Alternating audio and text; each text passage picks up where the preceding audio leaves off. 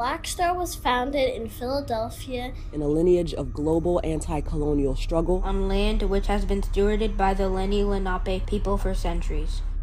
We call in our Black, Indigenous, and Brown ancestors who bent time and envisioned a freer, more tender world for us, one that we continue to reach for. We honor all Indigenous peoples and their lands and acknowledge the ongoing genocide and displacement of Indigenous and Black communities. Merely naming the people of this land is not an act of repair, nor is it a form of decolonization. After all, decolonization is an unsettling thing. We use this reminder as an opening to consider ongoing self-determination movements of colonized people across the world. From Palestine to Puerto Rico and everywhere in between. The violence inflicted on our communities is immeasurable and irreparable. Still, we gather in the spirit of generous and joyful exchange and other cultural expression. As Tony Cade Bambara has shown us, through cultural work, we create space for imagination, critique, gathering, pleasure, love, and radical care.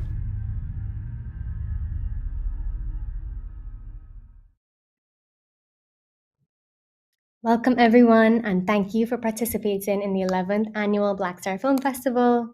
I can't believe we're already at the last day of the festival, and it's been so lovely seeing you all in person and virtually. I'm Farah, the curatorial research and panel producer at Black Star. Just some housekeeping notes that we will hold each other for an hour and then release you to the rest of this fine Sunday evening. And when we were thinking about programming for this year, we felt an energy and a call to kind of bring together a chorus of kindred spirits to remind us that grief work is cultural work and to give us an opportunity to hold space for the recent transition of so many loved ones, including Greg Tate, Michelle Materre, Mable Haddock, Bell Hooks, Gary Smalls, Lewis Erskine, and many others. So as friends, writers, filmmakers, play cousins, artists of all forms, we engage in these practices of ancestorship by commemorating the ones who are no longer on this plane, right, but are no kind of form of suspended in the past. So we reflect on what it means to keep their energies alive and build more tender, sacred worlds in the here and now. So it's my pleasure to introduce this fine chorus of folks assembled here tonight. First up, we have Dream Hampton, who is an award-winning filmmaker, writer, and Virgo from Detroit. Welcome, Dream. Jeff Chang is a historian, journalist, author, and music critic. Lynneé Denise is a Black Atlantean artist, scholar, writer, and DJ. Marcia Smith is a writer, filmmaker, world builder, and co-founder and president of Firelight Media. And our steward for this conversation turned ceremony grounding space this evening is Black feminist writer and sister Dr. Alexis Pauline Gumbs. Welcome, everyone.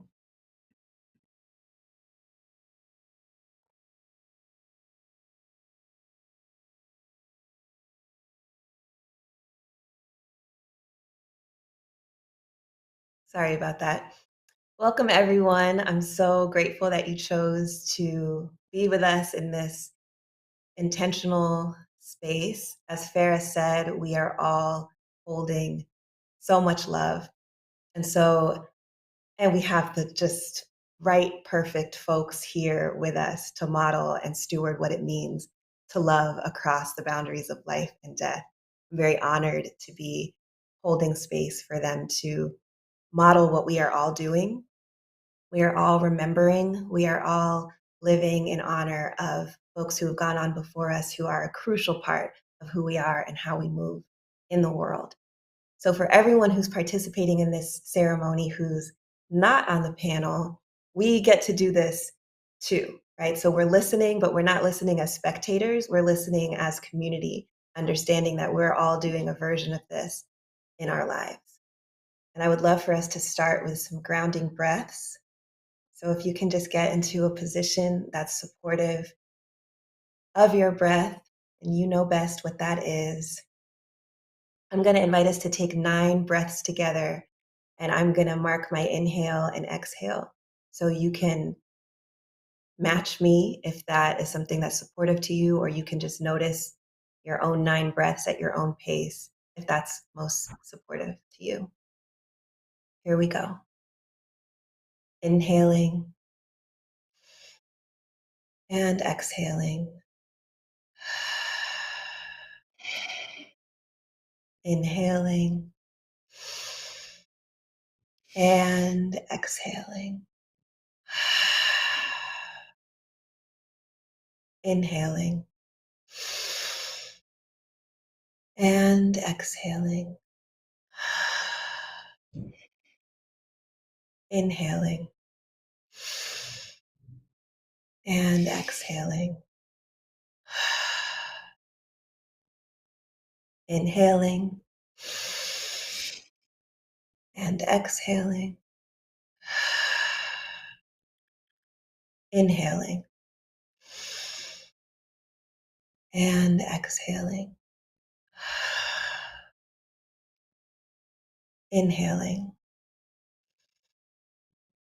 and exhaling. Inhaling and exhaling. Inhaling and exhaling. One more time. Inhaling and exhaling. Yes, here we are. Here we are. And another part of what it is to be here is the practice, the technology of dedication. So everyone here gets to dedicate their participation to someone. Our panelists will be going a bit deeper in that, but I want to invite everyone who's calling in, listening in, or in person at the festival to think of who you're dedicating this practice to. Maybe it's the reason that you came here, the person who's especially on your heart and mind, a person who's recently joined the ancestral chorus. Maybe it's someone who is on your mind and it hasn't been so recent that they've joined that chorus of ancestors, but actually you're thinking about grief, loss, and legacy in relationship to them.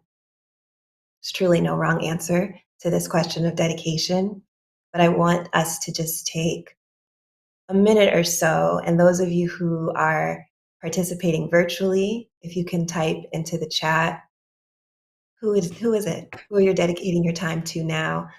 Of course, there could be many people that are possible for you to dedicate to, but this is also a focusing exercise. So for right now, for this hour that we get to be together, who are you dedicating to? And if you are at the festival in person and therefore don't have access to typing in the chat, if you could just turn to someone near you and let them know who you're dedicating to, listen to who they're dedicating to. I'll model, I'm dedicating actually to my elder cousin, Hudson. I'm beaming into you from Anguilla. This is my first time here since he's transitioned, and he is the elder in my family who kept the record of our ancestors. And he's the person who told me the names of my ancestors who survived the Middle Passage to come here to Anguilla against their will.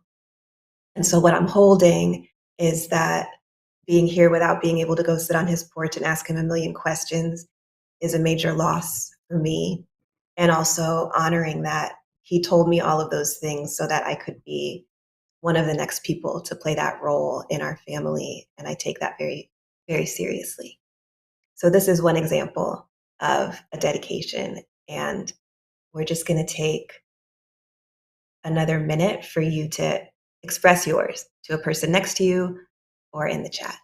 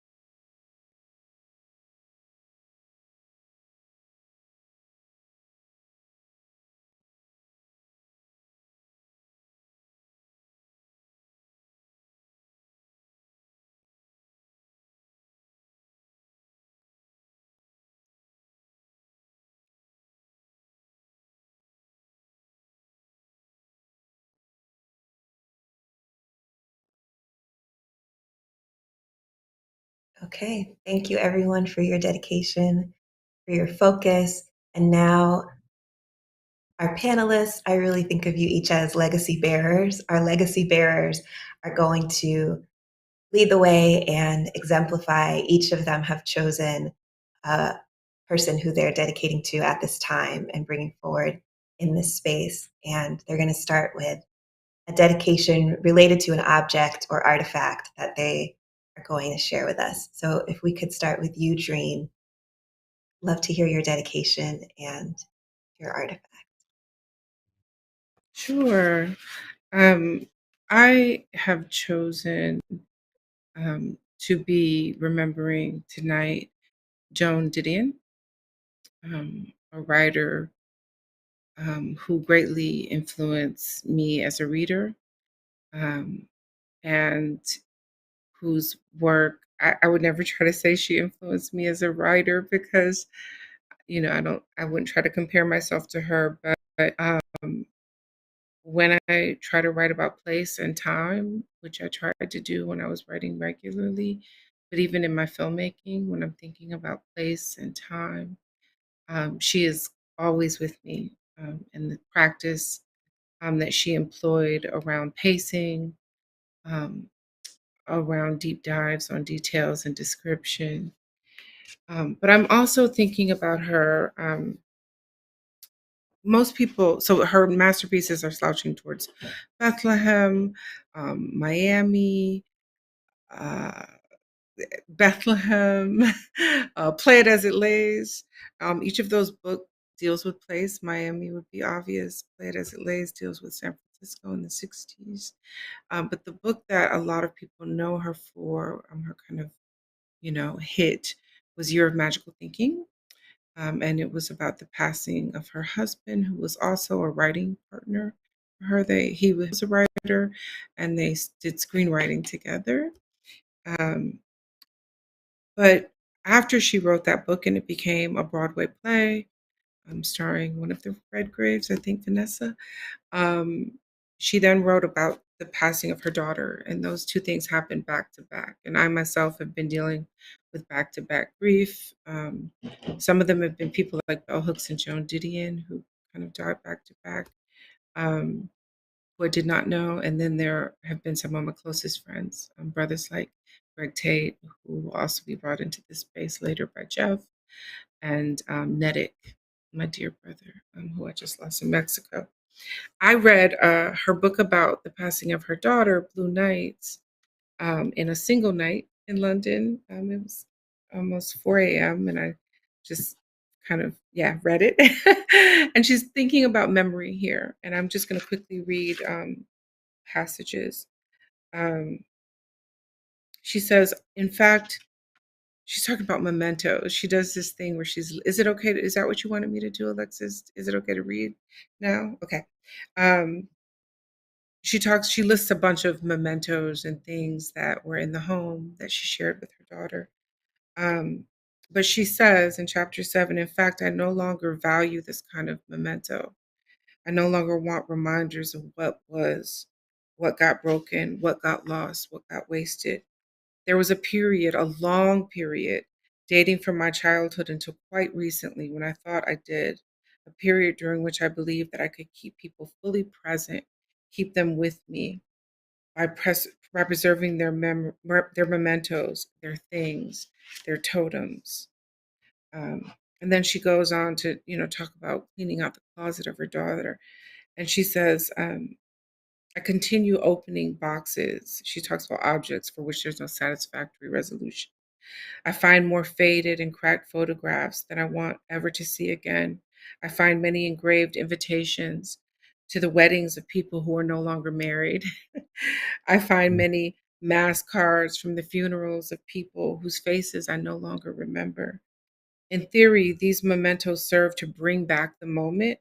In fact, they serve only to make clear how inadequate I appreciated the moment when it was here, how inadequately I appreciated the moment when it was here as something else I could never afford to see.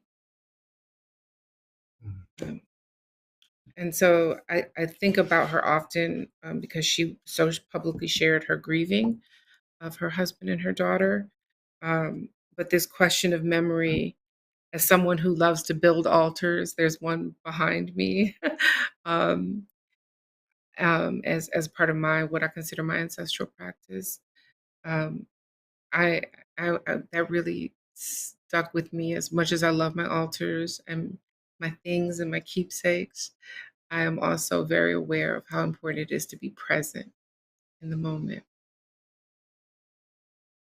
Thank you so much. What a beautiful dedication. What a beautiful lesson to offer to us, especially in this moment. Thank you, Dream.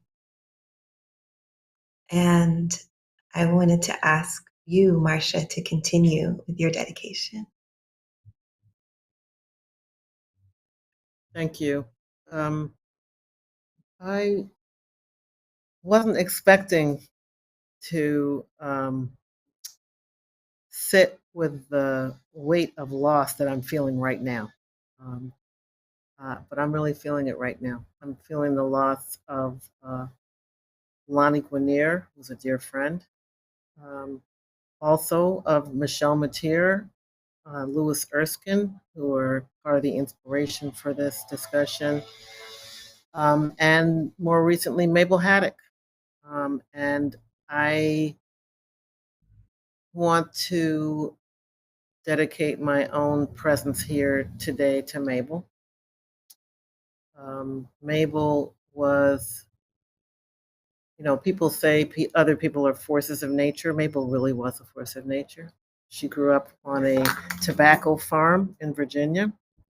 She was the founding director of the National Black Programming Consortium, which is now known as Black Public Media.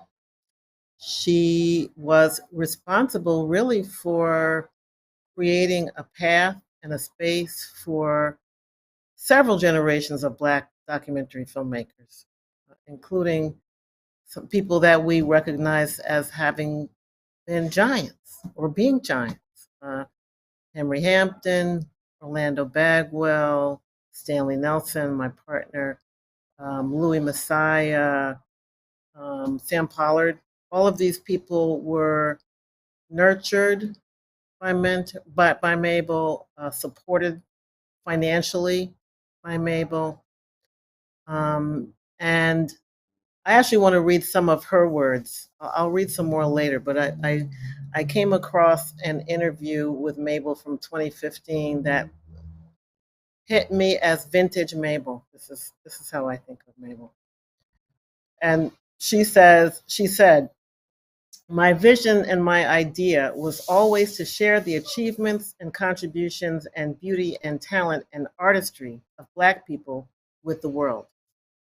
To change the images, to help to change the images that have been perpetuated about Black people through mass media, by omission, by downright, lies, by historical inaccuracies, all of the above. To try to bring another vision about our contributions to the world. That was my vision. And to do it through film and television, and to do it as honestly and with as much integrity as I possibly could. Yes, yes, yes, yes, yes. Thank you so much for sharing those words with us, Marcia.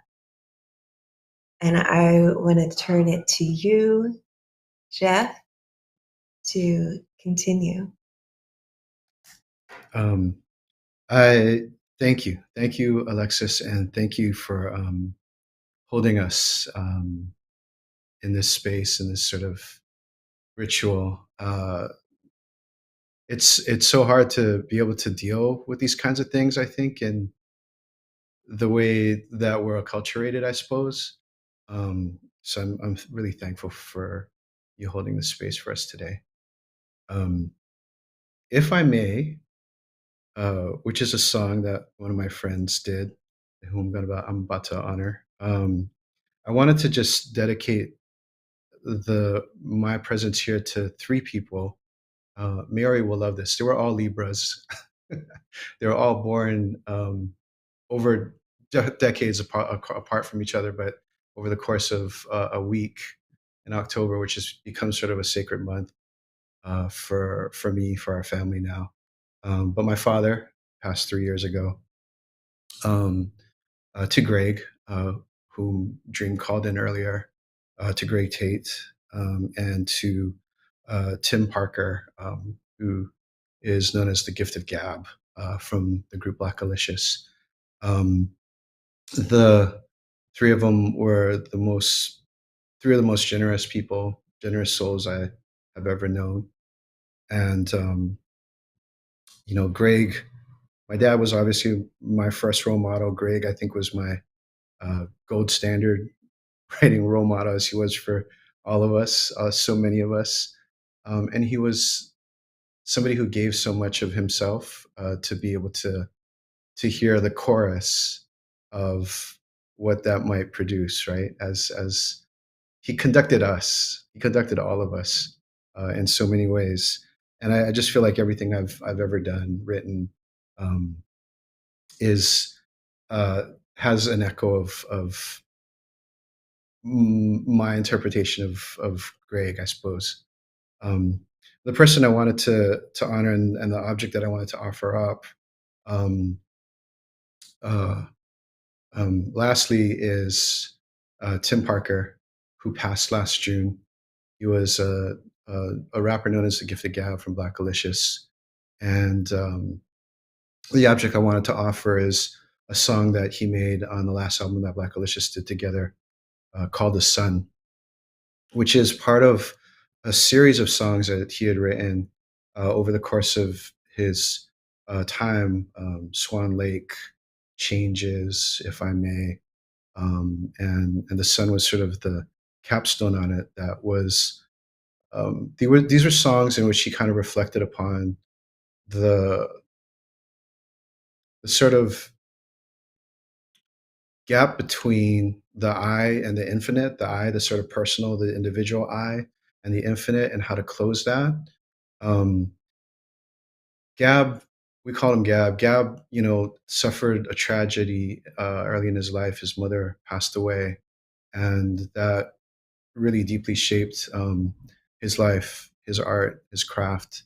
Um, his craft became the place where he poured all of his joy and his energies, and it also became the place where he worked out his healing from that very difficult type of path that he went through.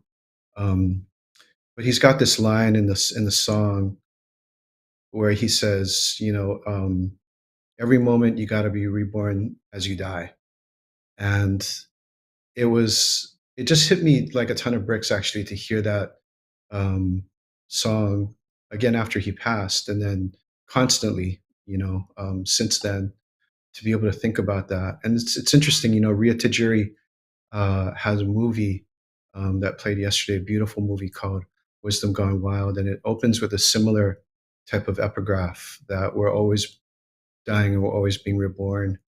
And the the beautiful thing, the gift that he left, and is this sort of notion that through, and Baldwin talked about this as well, that through your pain, that you can, um, the highest use of that is to connect as an artist, your pain with other people's pain, and that every, you know, uh, every tragedy, every morning is a loss, but the rebirth is the place where you can find the ability to rise to a greater connection with everything, and with everyone, um, and a greater understanding. And so I'm thankful every day as I listen to that song, as I listen to it virtually every day, for that, from him.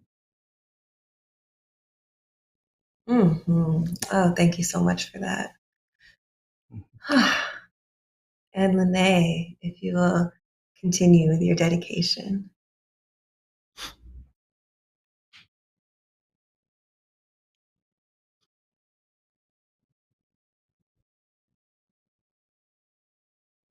I'm holding everyone's names now that you all have called and that you all have brought into the space. So that's on my heart. Thank you for those names, and for those spirits. I think that one thing I've always been conscious of as a DJ is what it might have felt like to witness the disappearing dance floor during the height of the AIDS crisis. And that curiosity leads me to believe that Black club spaces are filled with ghost stories with the soundtrack, and that DJs and the dance floors are the carriers of stories, and that house music exists at the intersection of pain and pleasure and possibility. I would like to bring Willy Ninja into this space. Willy Ninja was a force in the Harlem ballroom scene, where he excelled in the art of voguing and shade, and adding his unique signature on the approach. I'm thinking about technique and dance, and wow, Catherine Dunham just came to me.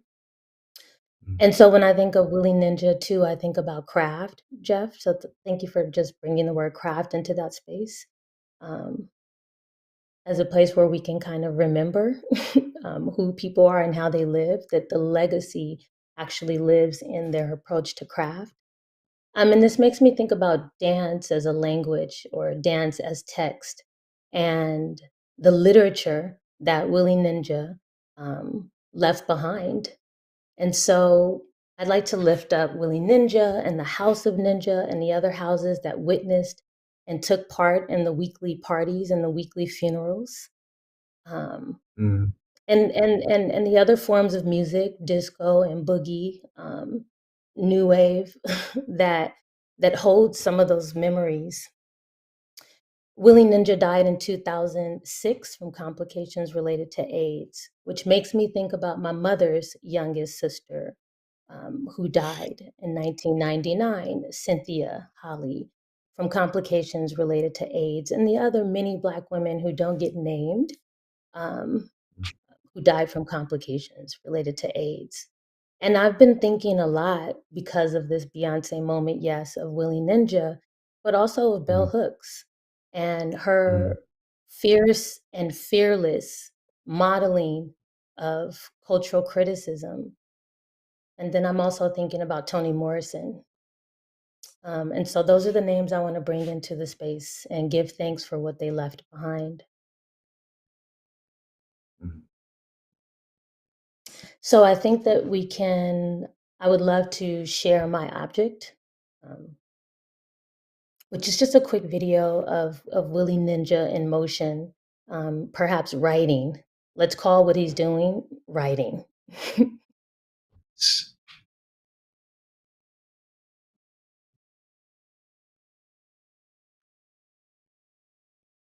Is it possible to play the video? And I'll just say, loved ones, the video is going to be intentionally muted, the clip that we're watching. So you're not going to hear the sound, but everything is going exactly as it should. And yes, watch the writing.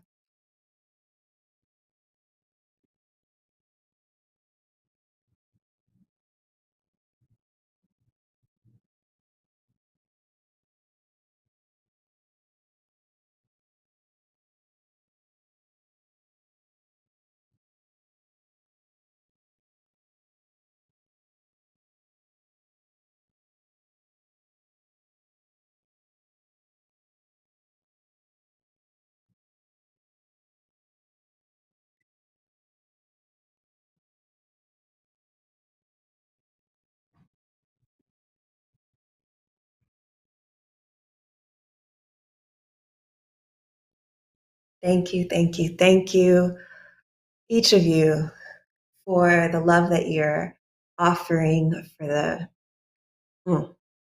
So, okay, gratitude. So the next thing that we're moving into is deeper into gratitude. As you can see, I myself am overwhelmed with gratitude. And so we're going to go in the same order that we just went in. But I will just say that I said before, these are the right, perfect people to model this for us. And I just want to say thank you. Thank you, Dream, for being a warrior for Black women and girls trans and cis, and survivors of sexual violence. We deserve a world that loves us like Dream loves us. Thank you, Marcia, for being a portal maker for us to be able to be in deep relationship with the legacies that we need to hold with our heroes, our geniuses, our icons. Thank you, Jeff, for always honoring the tradition and always critiquing the systems, but actually offering the tradition as the proof that we can have the revolution that we need. Thank you, Lynneé, for knowing that in the intricacies of the archive and how close we can get to the context of that genius that has made our lives possible, the salvation is there. And you know your tracks are the most listened to tracks on my phone. So thank you for creating a way that we can know that that's fully embodied. I'm grateful for each of you. And I just want to offer this time. And now that y'all know the order, you can go and cycle. And of course, I can prompt if there's an awkward pause. But just to go deeper into the gratitude that you have for the folks that you dedicated to, if you want to share more specifically about how their work has influenced the work that you're doing now and have been doing in your journey, that's the perfect thing to do. And any way that your gratitude comes out is exactly what we need.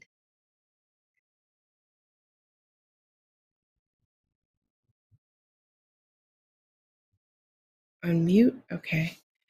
I invoked someone as I was setting up Joan, and that person was Nedick. Nedick,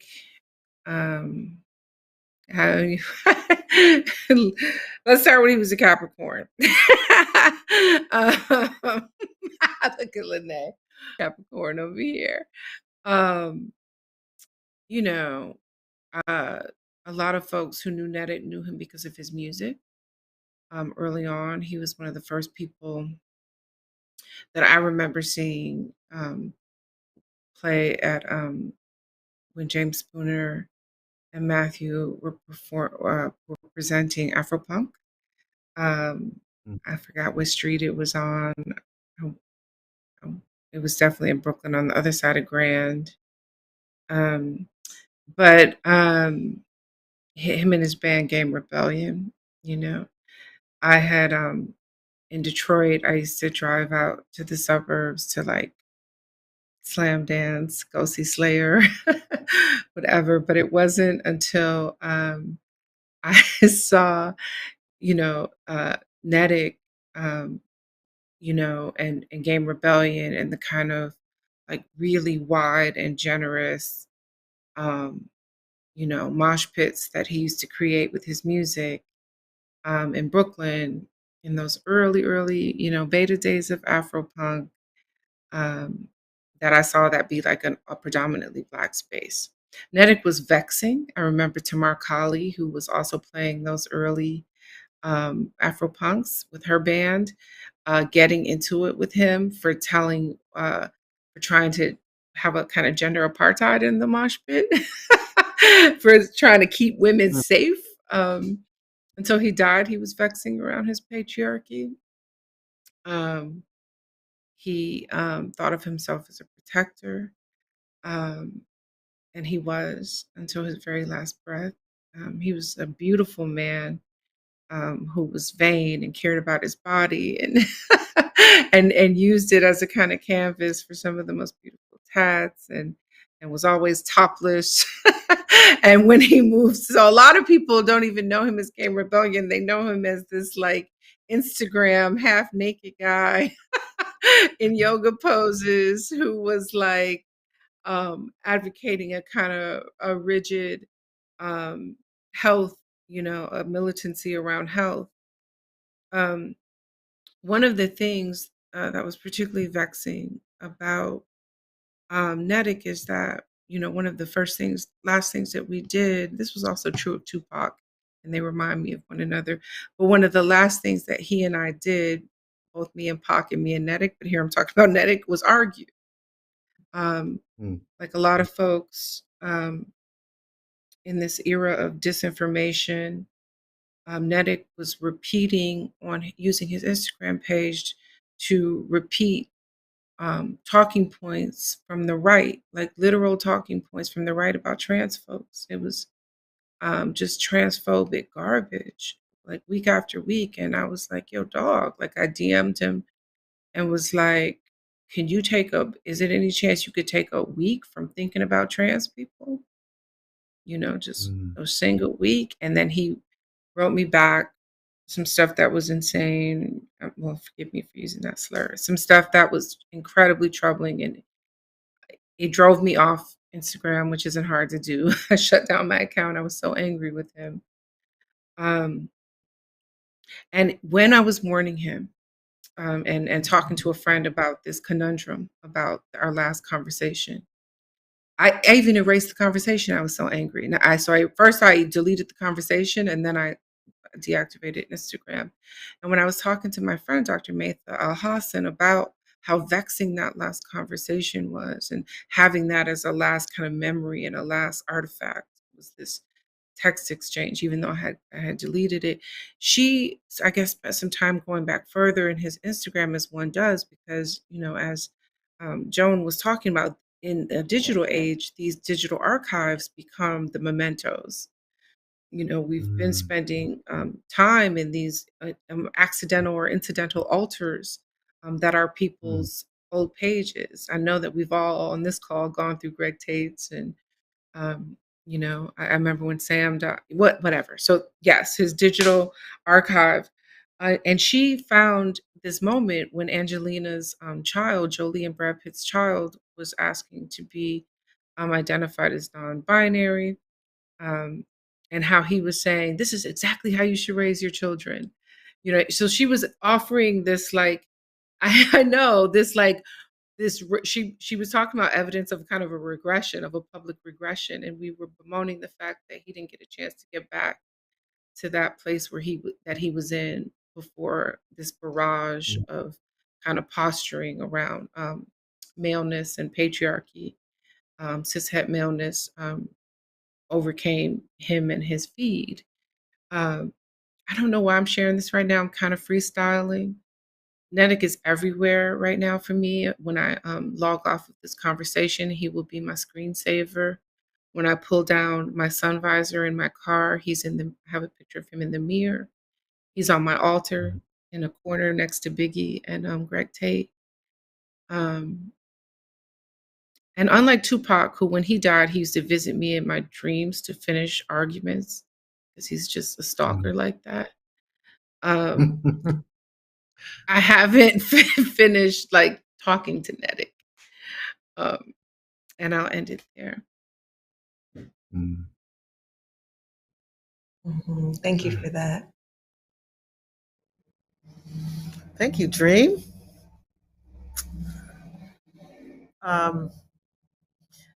What I didn't say earlier is that in addition to Mable having created space and given support to generations of Black filmmakers, was that she also mentored me.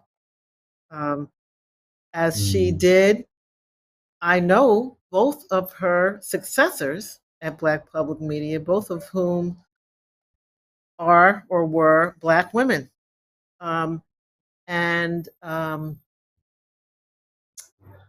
Mentoring seems like an inadequate word for what it is. It impresses me as a kind of a word that has been packaged and regurgitated to such a point that it's lost its meaning and significance, and it's stripped of the idea that it's a give and take. It's not a broadcast. It's not a one-way street, and that it's not always even fun. Right? And Mable was, when I say that she mentored Black women, she quite deliberately mentored Black women because she was very well aware of the absence of Black women in powerful spaces. And she wanted to change that. And she knew that that project involved love, but it also involved toughness. And Mabel was tough. She was loving. She could, her love for the people would shine through the way she dealt with individual people. But Mabel was tough. I mean, Mabel was tough. And I want to read something else that she spoke that, for me, captures that quality, which I value. I really value. I think actually that's a quality that she shared with Lonnie Guinier.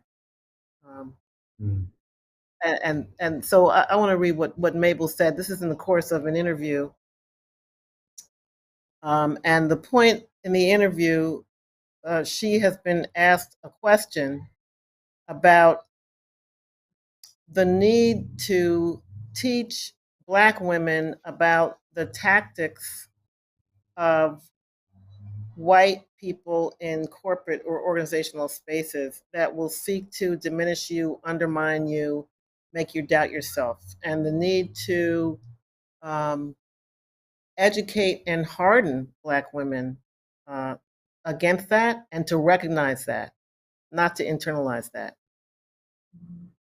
And so she's talking about how she's talking about in this part of the interview how she deals with women who would come to her for support because they were dealing with a difficult situation. And she says, if they were crying all the time, I just wouldn't have it. I would say, I'm not going to have you crying. I'm going to ask that you wipe your face, go take a break, come back, and we'll continue the conversation. But I am not going to be the big Black mother. I'm not going to be that for you or for anybody. I'm not going to be that. I'm not going to be the nanny. I'm not going to be a comforter. She's saying this to someone that she loved. That's Mabel. Yes, thank you, thank you, thank you. Ashe. Yes. Not going to have you crying. It just makes me think of the things that folks have had to bear so that we could have our space. I was thinking about, Lynneé, what you're talking about with the dance floor as being that space, and what it takes to be able to get people there, and then what it takes to keep it moving and going, and getting people to move together, right? And the toll that has taken on so many of us. And Dream and I actually talk about this all the time, right? We talk about how, wow, like back then we had to tough things out, right? And Dreams toughed out a lot of stuff too, no doubt. But like, yeah, just your story about Mabel, Marcia, just makes me think of the armor that we have to build in order to be able to face our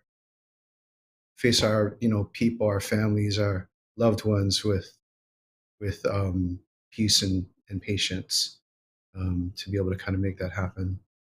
In that way, I just think,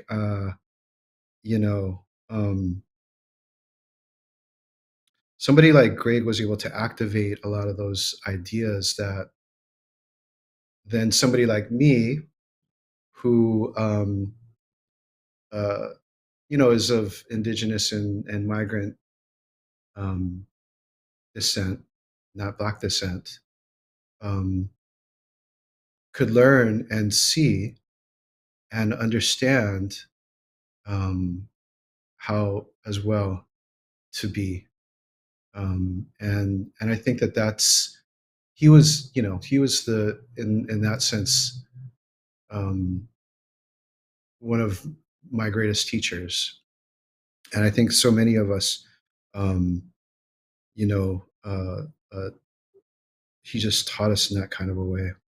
And I guess maybe just the last thing to say is I think about Tim's work and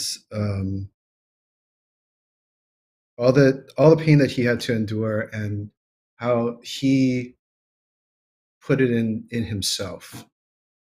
He had to break down the armor within himself to find himself so that he could reconnect with everyone. That the process ended up moving in the same direction for him, that it was about shedding all these things that created the divisions and the segregations uh, and and yet recognizing that, you know, in his vulnerability, in that he would still have to figure out ways to protect himself. And it just fostered his creativity. When he passed, his best friend, one of his best friends, both Xavier, Chief Excel from Bacalicious, and Latif went to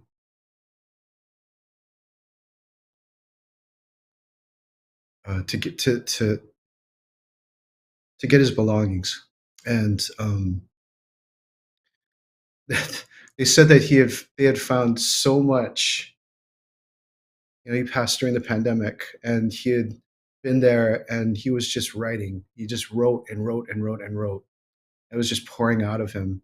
He wrote on napkins. He wrote on notebooks. He wrote on pieces of paper that were lying around. He wrote on menus. He wrote on everything. He had lyrics, and uh,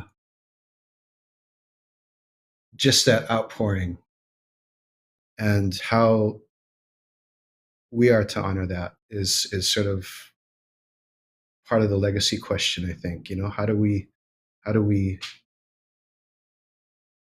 carry that forward? All the stuff that he needed to say, all of those pieces of his life and his the work that he was doing, his healing work. And so, Dream, when I'm hearing about Haddock, and I'm hearing in your voice the sadness of not being able to finish that conversation. Finish is maybe not even the right word, right? But the like that process, right? That process, and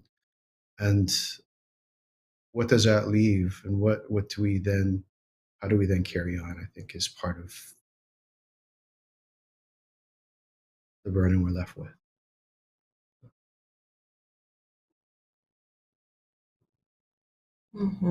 Thank you so much for that, Jeff.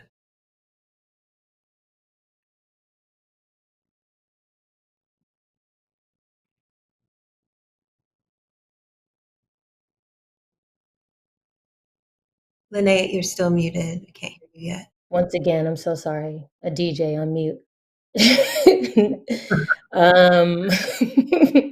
Just no, but I was saying that what a really important place to kind of take off from, the idea of what folks leave behind, the massive bodies of work that people leave behind. It makes me think about Alice Walker. Every time I think about the color purple, I am very clear that she was in conversation with a lot of people and ghosts. The way that story comes together on the page in particular, yes, in the film, but on the page, she is a receiver and a listener of stories. And then there's an important question that Alice Walker poses, which is, who are the ancestors in your line of work? And I always think of Zora Neale Hurston, you know, not just because she's a Capricorn Dream, but because like she is, because, you know, community-based anthropology, because of her work as a folk critic. I think about James Baldwin not having a college degree and having a high school diploma, and thinking about the massive body of work he's created over a period of decades. I think about the massive body of work of Toni Morrison across genre, right? Like Alice, Toni, and James, and Greg, right? And so I think that with the more recent deaths, I have been called to action. I've been called to action, especially by Greg's passing because it felt so sudden. That I was sort of, there's a kind of maybe initiation that happens with grief, where you can go, in certain directions that, I feel like grief can be obviously immobilizing, but what do we make of the grief that is incredibly generative? And I really feel like I have been able to hold like a kind of generative grief. And I think partly because the world has changed so much of what folks have been talking about. There are a lot of things that are happening now. Sorry to keep bringing Dream into this, but that she called a long time ago, this is going to happen. This is good. And I'm like, no, that might not happen. And lo and behold, look at her. That's anyway, knowing that she was right about that, but certain things with storming the quote unquote Capitol, militia, but the climate change, like all of these things that are happening and how, the pace at which we are being forced to reckon with these things and what that means for us as practitioners and holders of stories and carriers of legacies is real. So I really feel like these deaths are a call to action. And so generative grief is where I want to end my reflection. And that's so perfect because our last round really is about action. How is it that as legacy bearers, those who we have lost continue to impact the world through the actions of other people, right? Maybe who will never meet them. So the prompt that I offered to each of you as legacy bearers was, what is an action, a possible action that anybody who is listening and is part of this listening community could take, whether or not they have known or if they're an expert on any of the people that we've mentioned that would honor their legacy. And so we'll go through again in the same order with that as an assignment, as a possibility, and also as a prompt for each of us who are listening to think about that, to think about Lynneé said it well, what's generative in our grief, but also what are the actions, small or large, that honor the people who we are charged to honor because they have already transformed us. So yes, please, Dream, start again. Yes. Can you hear me? Okay. I wanted to bring in a page that I visit often. I'm for sure for summer and self-care purposes, she hasn't updated it recently, but this would be alexis.pauline.com.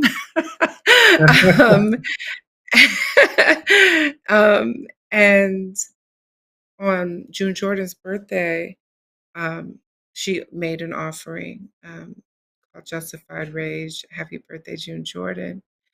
And she began with a poem. I think this is one of the best titles of a poem. It was June Jordan's. She's quoting June Jordan, I must become a menace to my enemies.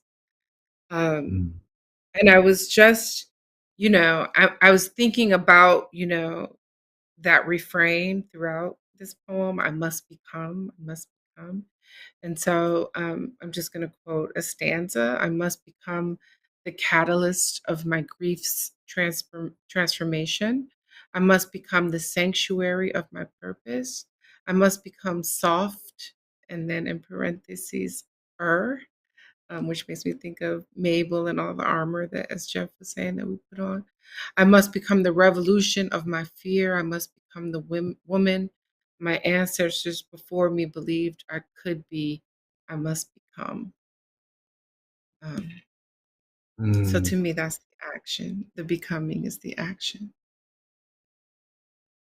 constant becoming. Wow, thank you so much for that. I was not expecting that, but thank you for that.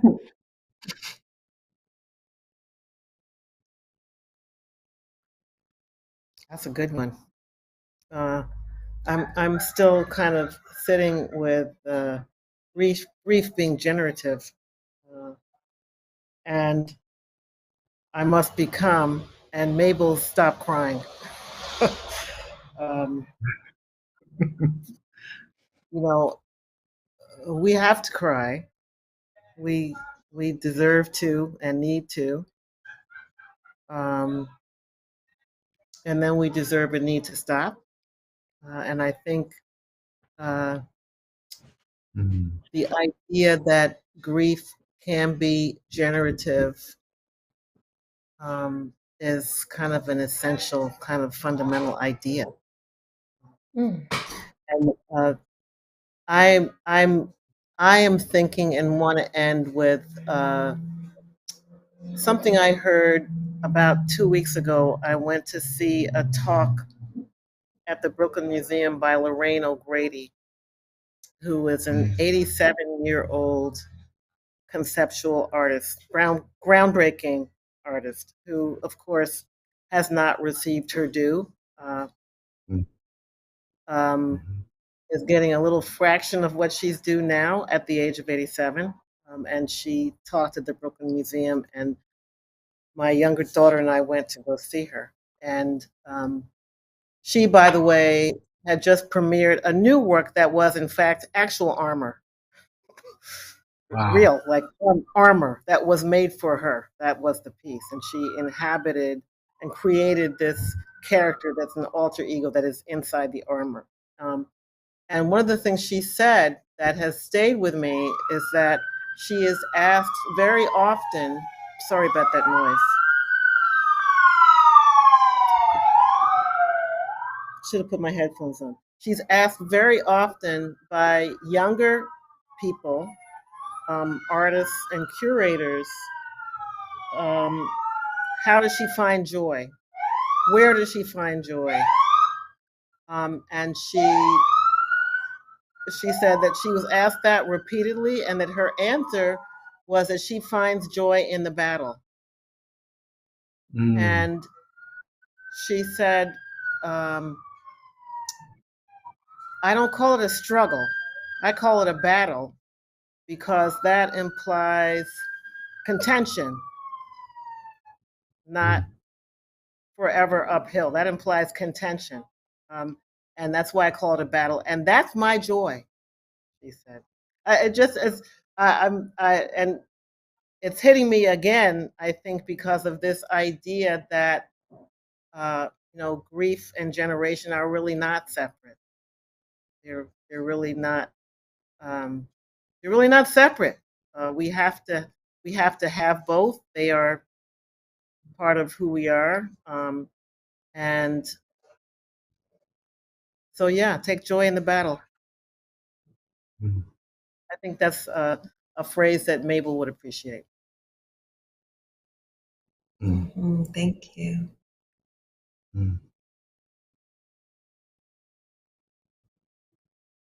Yeah, and maybe just don't give up, right? Like, just you like dream you never gave up on Nedic, right? Like, we can't give up on what it is that we need to dispatch, because we've got folks coming after us, and so I love that. I really love that, Marcia. Thank you.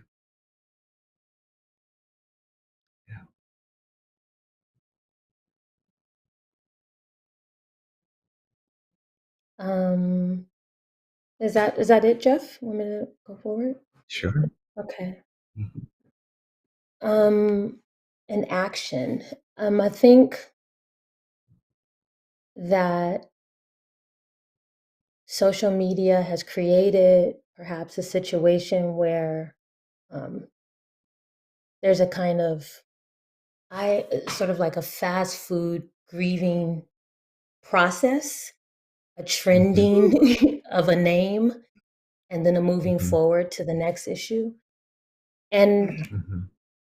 I would love to be able to continue to remember through my actions, through my work. And I think that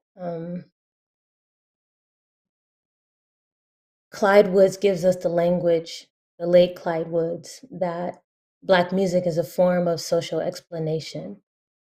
But I'm thinking about that in the context of the arts, period, and how we have been able to bury our stories, tell our stories, carry our stories, compose our stories, write our stories through the arts.